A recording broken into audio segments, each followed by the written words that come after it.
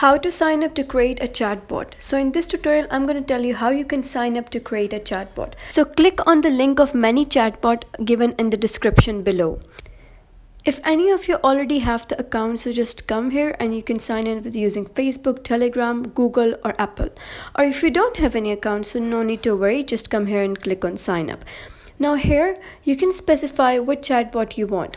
You can either have Instagram that supercharge your social media marketing with Instagram automation, or create Facebook Messenger automation to keep customers happy, or choose the most popular mobile messaging app in the world and reach 2 billion users, or you can also power up your business with Telegram automation. So just click on any of this.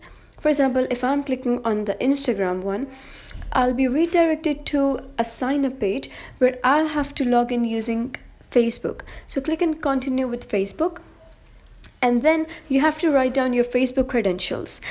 Once you sign up using Facebook, no need to worry, you can just go and select any of the channels which you want to connect your Facebook channel with, and you're good to go. So that was how you can sign up and create your first chatbot.